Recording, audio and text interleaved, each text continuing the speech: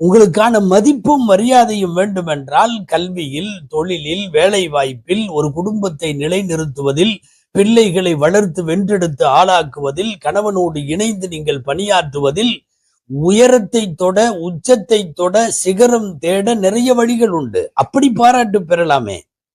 ஒரு பாட்டை போட்டு உடம்ப குலுக்கி ஆடி அதை மற்றவர்களின் கண்களுக்கு விருந்தாக்குகிற அதுக்கு பேரு வேற. ஒரு ஊரில் எல்லாரும் ஆடை உடுத்தி இருக்கிற போது ஃபேமஸ் ஆகணும்னா வேற வழியே இல்லை. அம்மனமா ஓடனா எல்லாரும் திரும்பி பார்ப்பாங்க என்கிற ரீதியில் யார் ஃபேமஸ் ஆகணும்னு நினைப்பாங்களோ அப்படிப்பட்ட ஒரு சூழ்நிலை. பாடலை போட்டு ஆடி நாங்க ஒண்ணுமே செய்யல, ஒரு பாட்டுக்கு ஆடுறோம் அவ்வளவுதானே, இந்த திறமையை கூட நாங்க வெளிப்படுத்த கூடாதா? அப்படி பாடவும் ஆடவும் நீங்கள் சார்ந்திருக்கிற மார்க்கத்தில் அனுமதி இல்லை. ஒண்ணு, சமூகத்திலேயும் அது முகம் சுளிக்கும் அவலம். ரெண்டு, இன்னொன்னு, இன்றைக்கு வரக்கூடிய எந்த பாடல்களாவது ஒன் மீனிங்ல ஒரு அர்த்தம் கொண்ட பாட்டுகள் எத்தனை இருக்கிறது என்று தேடித்தான் பிடிக்க வேண்டும்.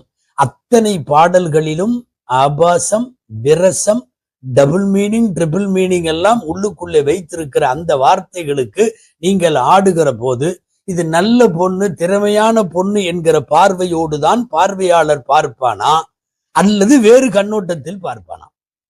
இந்த மாதிரி ரீல்ஸ் போடுற புர்கா பொம்பளைகள்கிட்ட, பெண்கள்கிட்ட கூப்பிட்டு ஏமா இப்படி பண்றீங்கன்னா அவங்க ரெண்டு விஷயம் சொல்றாங்க. முதல் விஷயம் என்ன தெரியுமா? நான் எனக்கு பிடிச்சதை செய்யறது கூட அனுமதி இல்லையா?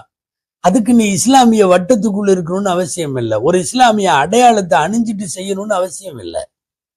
எனக்கு பிடிச்சதை நான் செய்யணுங்கிறதுக்கு பேரு மார்க்கம் அல்ல. தேவைப்பட்டால் நான் முஸ்லிம் அல்ல என்று அறிவித்து விட்டு நீ என்ன செய்தாலும் யாரும் கேட்க போவதில்லை. இஸ்லாமிய அடையாளங்களோடு அந்த அடையாளத்தை கொச்சைப்படுத்துகிற வேலை என்பதால் தான் பேசுகிறோம். இதனால நீ பழமைவாதின்னு சொல்லு, மத பழமைவாதம்னு சொல்லு, ஃபண்டமெண்டலிஸ்ட்னு சொல்லு, இவங்கெல்லாம் ஒண்ணுமே தெரியாத காட்டுமிரா, நீ என்ன வேணாலும் சொல்லிக்கோ.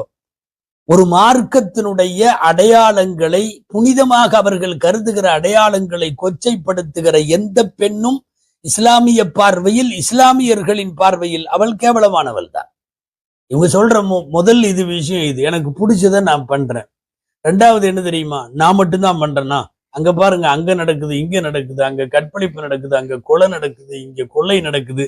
ஒரு தீமைக்கு, ஊரிலே உள்ள தீமைகளை ஆதாரமாக காட்டுவது அசிங்கத்திலும் அசிங்கம், உச்சகட்ட அசிங்கம். ஏன்பா திருடுற? நான் மட்டுமா திருடுறேன்? அங்க பாருங்க, அவர் நிறைய திருடுறாரு, அவர் அவ்வளவு கோடி திருடுறாரு, இவர் இவ்வளவு லட்சம் திருடுறாரு. இது எந்த மாதிரியான மனோபாவம்? நீ ஏன்பா இந்த தப்பை